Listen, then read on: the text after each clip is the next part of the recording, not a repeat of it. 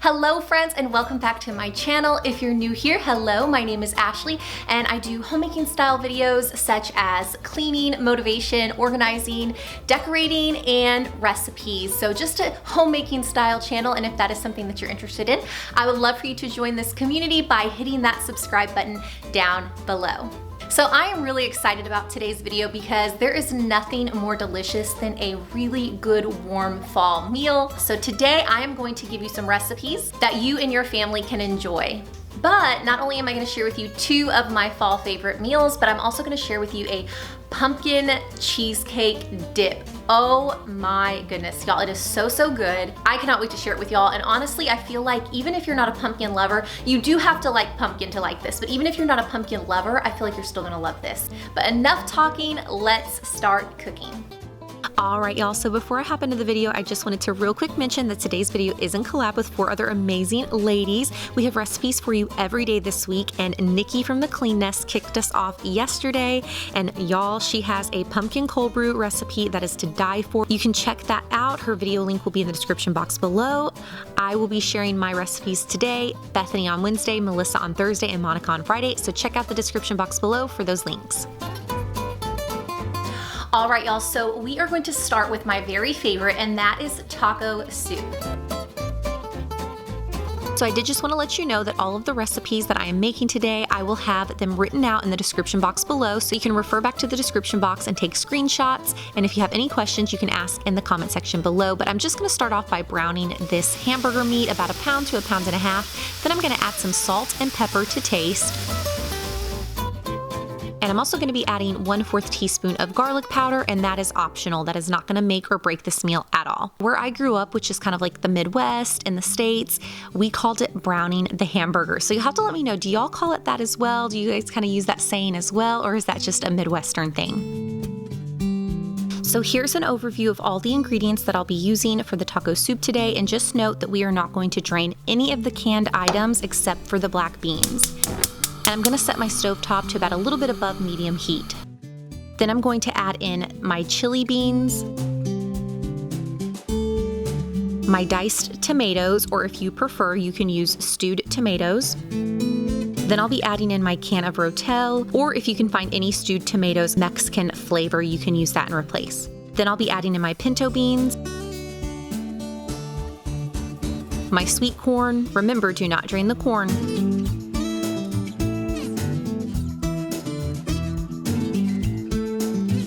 Now the black beans are optional, you do not have to add this in, but I love having the black beans in here, and I do drain and rinse them. Then I'm just gonna stir this all up, lower the heat to medium.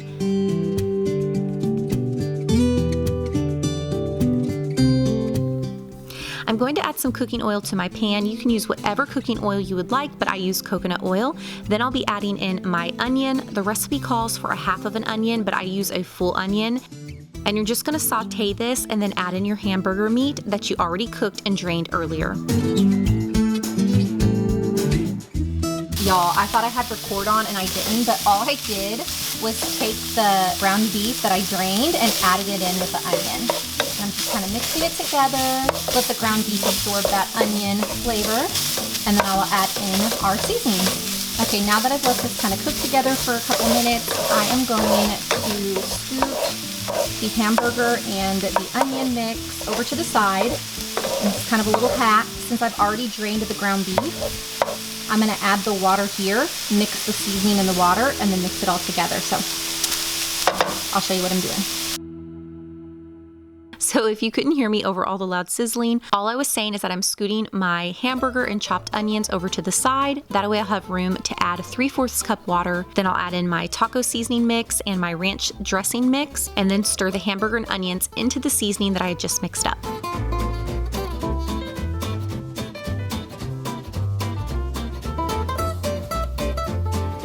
Don't forget to stir your taco soup. Then you just want to turn your heat on your stovetop down to low and then add in your hamburger mix.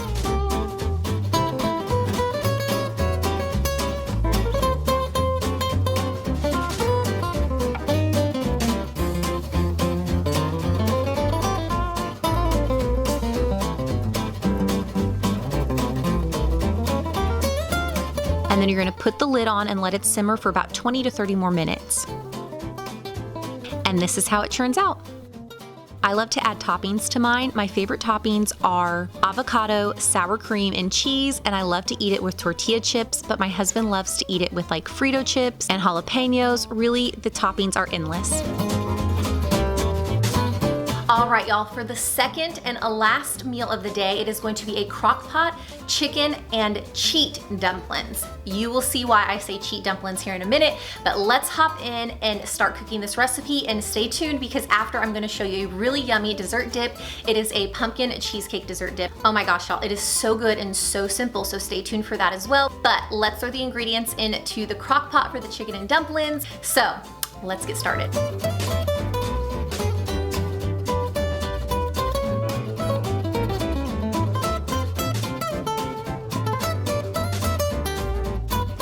So the recipe calls for 2 chicken breasts, but I always felt like that wasn't enough, so I'm gonna add in 3 chicken breasts, my bag of frozen mixed veggies, 1 cup of water,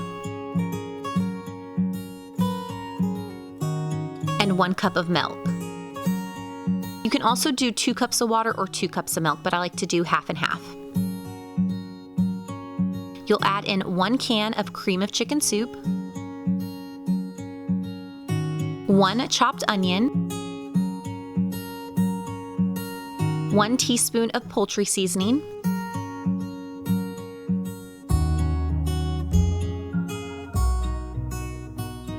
1 teaspoon of garlic salt,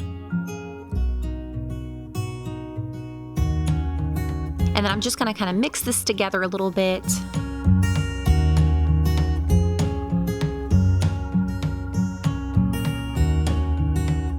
Then pour 2 cups of chicken broth on top and stir it in really good one more time.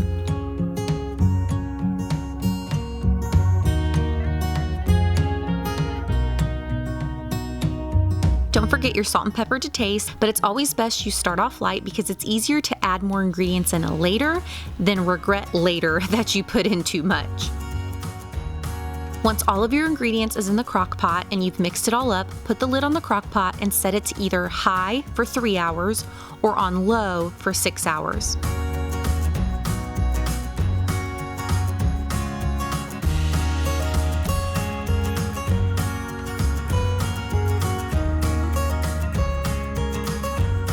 Once everything is cooked thoroughly, shred the chicken and place it back into the crock pot.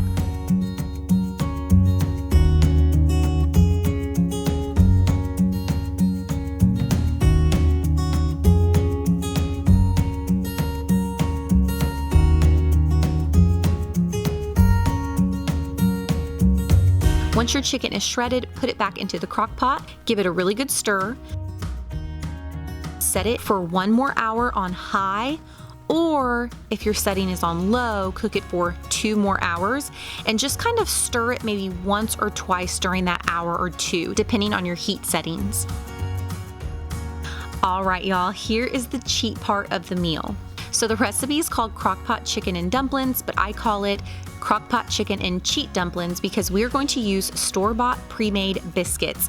So I'm just going to take a sheet pan, spray it lightly with some oil, and then lay out my biscuits on the sheet pan. I am going to preheat my oven to 350 degrees, and then I will bake these for 10 to 12 minutes, but I suggest that you follow the instructions on the can for best results, just in case you might have a different brand of canned biscuits than me.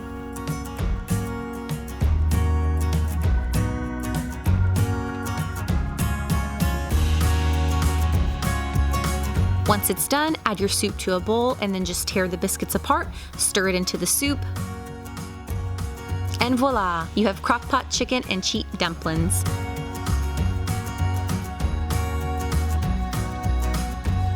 Also note, you could substitute the biscuits for egg noodles or any type of noodles of your choice, but y'all, this recipe is so delicious. It is the perfect fall meal.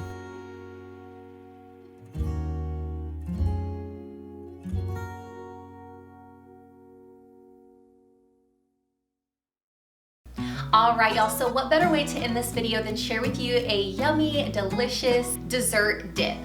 So this is a pumpkin cheesecake dip, and it's kind of a spin off of a recipe that I found on Pinterest. I decided to kind of add a couple extra things to it, but it's actually really easy. It's just 4 ingredients, but I added an extra 2. You could possibly even add a 3rd ingredient. I'll kind of go over that here in a second, but all you really need is 1 8-ounce tub of whipped cream, 1.5 cups of pumpkin pie mix, and make sure it's pumpkin pie mix and that it is not 100% pumpkin puree. So 1.5 cups of pumpkin pie mix. Then you'll need 2 8-ounce blocks of cream cheese. So in this bowl, I have about 5 tablespoons of caramel, but you can use 4 to 6 tablespoons. And honestly, you can use less. I would just suggest that you dump 1 tablespoon in as you go. I have a 1/4 teaspoon here, but I'm actually not gonna use a full 1/4 teaspoon of pumpkin pie spice. I filled it up about a little over halfway. But once again, this is something that you can add in to taste. And last but not least, a 1/2 teaspoon of vanilla. One last time, I just wanted to note that the vanilla and the pumpkin pie spice Is optional. It will still taste good without them, but I highly recommend adding these if you have them available. To start, you're going to add your 2 blocks of 8-ounce cream cheese into a mixing bowl and mix the cream cheese until it is a creamy texture. Note that it is best to let the cream cheese sit on the counter and get to room temperature before you start mixing.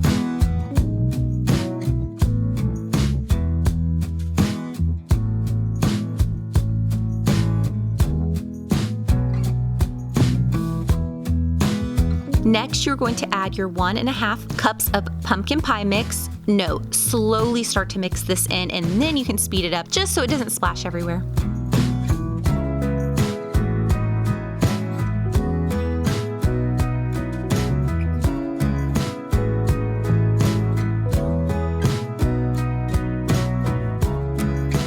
Next, you're going to add your 4 to 6 tablespoons of caramel. Mix that in good as well, and note, start out with only a few tablespoons of caramel and then add it in to taste. Eventually, you'll get to a point where you'll know the recipe and you'll know exactly how many tablespoons you specifically like.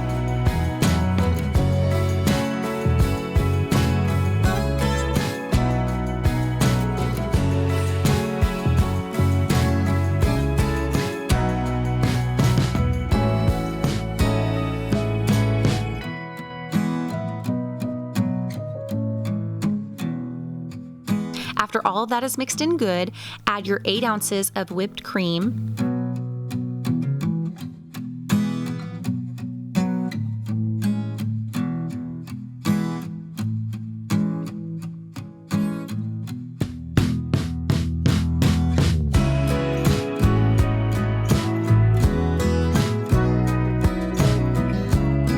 As you're mixing the whipped cream, add in your 1/2 teaspoon of vanilla and a little less than 1/4 teaspoon of pumpkin pie spice. Make sure everything is mixed in good, and y'all, that is it. Now, I do like to add some caramel on top and sprinkle a pinch of pumpkin pie spice on top of that. It looks pretty and it gives it just a little bit of a sweeter taste. You can also add in nuts. Crushed pecans are my favorite. The toppings for these are endless as well. I think it's best when it's served with green apples, but you can use any fruit or graham crackers to dip into, and really this would even be delicious as icing on a cake or cupcake as well. Once again, the options are endless.